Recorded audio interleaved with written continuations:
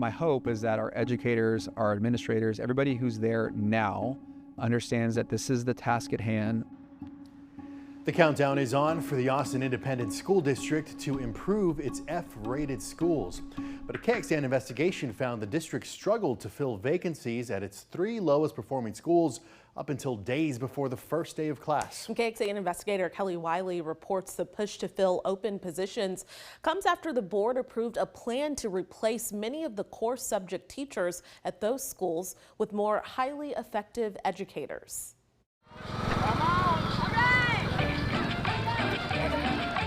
A few weeks before the school year began, English teacher Tatiana Brown Gomez was at Dobie Middle School's open house, preparing her students for what she says will be a challenging year. I'm so glad you guys came out tonight. It's a year she will have to watch from afar. It's been hard to tell them, oh, hey, I'm not coming back because I'm not qualified. That's literally what I was told. I'm not qualified to come back to teach at Dobie. According to the district, Gomez Brown and many of her colleagues were not asked to return to teach at Dobie as a part of the district's state-approved plan to turn around its 3 lowest performing schools, including replacing school leadership and a large portion of instructional staff. The district said 84% of Dobie's core teaching staff won't return this year, 39% won't be back at Burnett, and 54% at Webb. I only know 2 teachers that were able to return.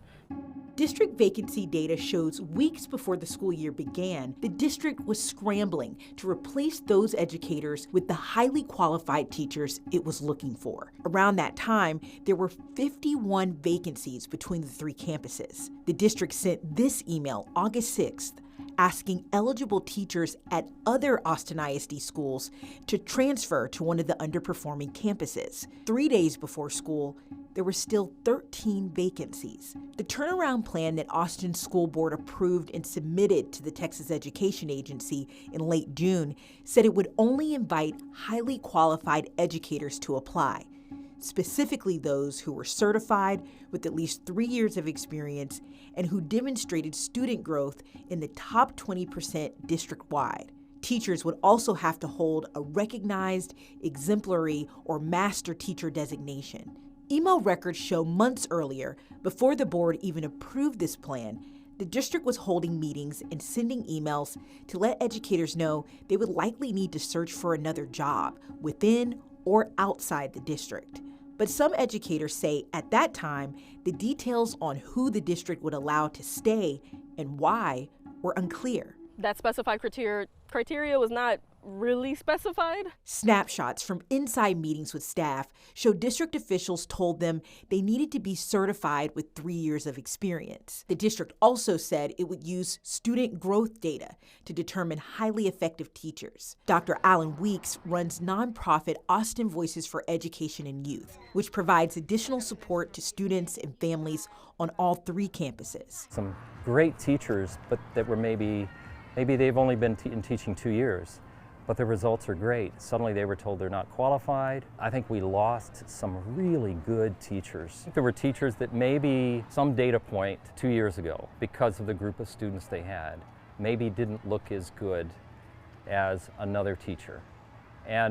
But then they were told maybe a few days later, no, we've looked at it again and you are qualified. We did it at a time when there wasn't a lot of clear guidance. Austin ISD Superintendent Matias Segura said he believes in the teams in place at the schools now, but admits the district's handling of the transition caused confusion. There were times along the way, and I want to apologize for sure, where we made a determination based on the information we had, and then it became clear once we had feedback from TEA or from our technical provider that it really needed to be this other thing. Despite the missteps, Segura told us any plan to keep the same staff and administration in place at those schools would not have been accepted by the TEA. And that's just the truth.